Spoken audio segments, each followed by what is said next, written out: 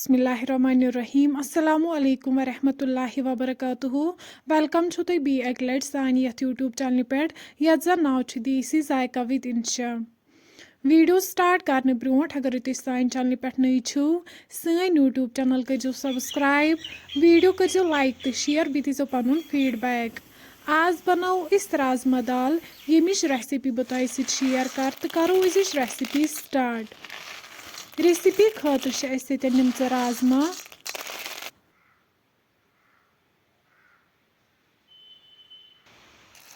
अम पे छलहोक वन राजमा अकि दो लट असल पे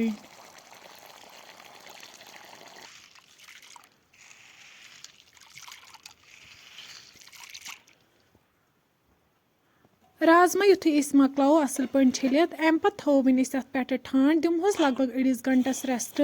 तीस कालस निमो यपर इंगीठी अत मज त्रो वन चन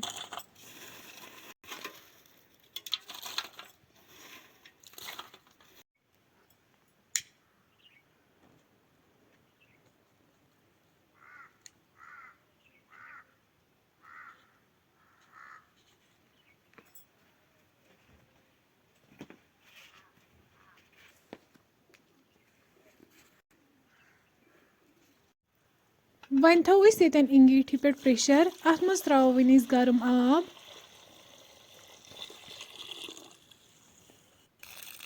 यपर नी राजमा अमन करो यह आब यीतन डिस्कार्ड अम पे त्रो वन राजमा अथ precious must be throw one अत मज नून चमचा अख लेद्र चमचा अख बादियान पाउडर चमचे दालचीन तो सब्ज ٲl लास्टस पे त्रो वन अत मज गंड बी त्रो वन अत मज रुहन यम करहोक यन असल पे मिक्स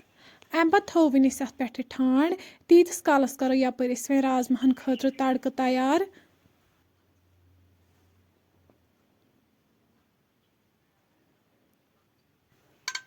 यपर नी कड़ाई अख अत मज त्रो वन तेल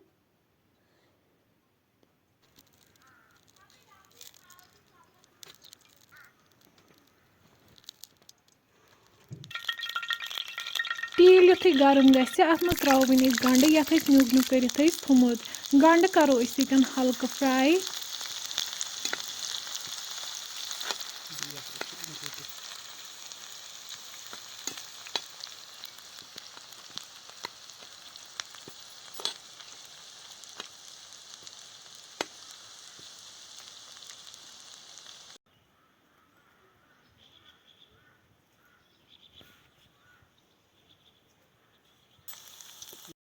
गंड यन फ्राई गोमुत अम पे त्रो वन अत मज मरचांगन चमचे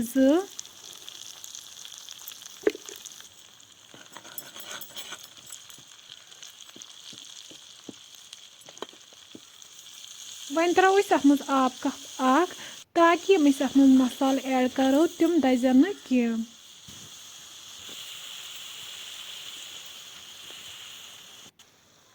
वन त्रो यन जिंजर पाउडर चमचे अख दानवल पाउडर चमचे अख जीर चमचे अख यम करहोक यन असल पे मिक्स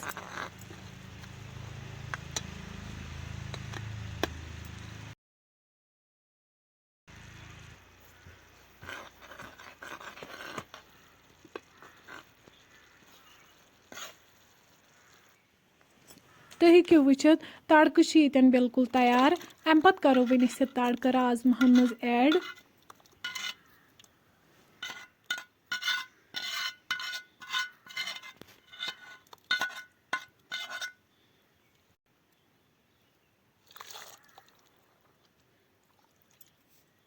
वन करो यन लेड बंद दिमहोस 5 to 6 विसल यीतिस कालस यम राजमा सॉफ्ट गछन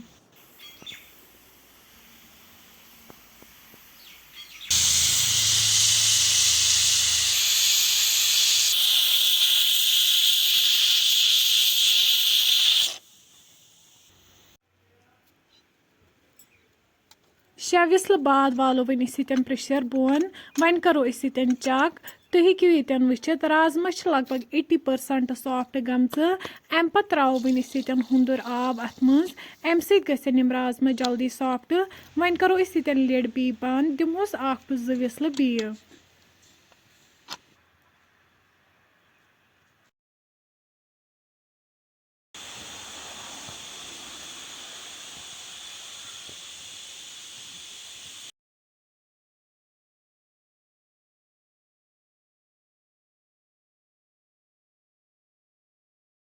विसल बाद खुलाव वस लिड तुम हेकू वुचित राजमा बिल्कुल तैयार अम पे थो वस इंगीटी पे लगभग बी 5 मिनटन यीतिस कालस अमिच ग्रेवी कम गि।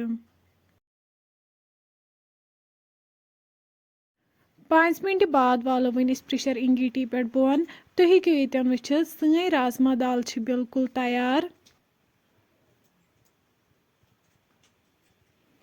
अम पत करो वन राजमा दाल गर्मा गर्म सर्व बतस सत। फ्रेंड्स अगर तुम सोन अजुक वीडियो पसंद आमुत सन यूट्यूब चैनल करो सब्सक्राइब वीडियो करो लाइक तो शेयर बे दीजो पनुन फीडबैक। अल्लाह हाफिज।